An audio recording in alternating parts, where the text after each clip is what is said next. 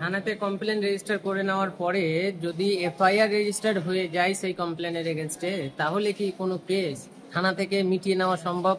আজকে আলোচনা করব এই বিষয় নিয়ে। আমি অ্যাডভোকেট এমএইচ রহমান। যদি কেউ কারোর ওপর কোনো কমপ্লেন করে থাকে এবং সেই কমপ্লেনের বেসিসে যদি এফআইআর রেজিস্টার্ড হয়ে থাকে, তাহলে কোনো মতেই থানা থেকে সেই কেস উজ্জ্বল করা সম্ভব নয়। যদি অফেন্সটা হয় এইরকম যে যার সাজা 3 বছরের কম রয়েছে, তাহলে সেই ক্ষেত্রে বেল থানা থেকেই পাওয়া সম্ভব।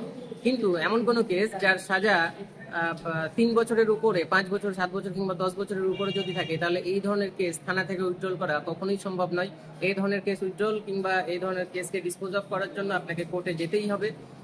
তাছাড়া এখন অনেক জায়গায় অনেক অ্যাডভোকেট বা অনেক কাউকেই দেখবেন যারা এক স্টেট থেকে আরেক স্টেটে যায় এবং সাইবার ক্রাইম থানাতে যায়, গিয়ে সেখানে গিয়ে ভিডিও করে যে আজকে অমুক বা আজকে অমুক জেলার বা আজকে অমুক স্টেটের সাইবার ক্রাইম থানাতে এসেছি, এইখানে এসে আমি আমার মামলাটাকে মীমাংসা করার চেষ্টা করছি। কিন্তু সত্য কথা হলো এইটাই যে সাইবার ক্রাইম থানাতে গিয়ে যারা এই ধরনের কেসগুলোকে সলভ করে, সেই কেসগুলো অ্যাকচুয়াল কেস হয় না। সেইগুলো একটা কমপ্লেনের এগেনস্টে একটা অ্যাকনোলেজমেন্ট নাম্বার থাকে। সেই অ্যাকনোলেজমেন্ট নাম্বারটা যতক্ষণ থাকে ততক্ষণ পর্যন্ত থানাতে গিয়ে সেই অ্যামাউন্ট, যত অ্যামাউন্টের ডিসপিউট হয়েছিল সাইবার ক্রাইমের, সেই অ্যামাউন্টটা যদি ওইখানে গিয়ে দেওয়া হয়, তাহলে সেই কেস সেখানেই ডিসপোজ অফ করে দেওয়া যায়।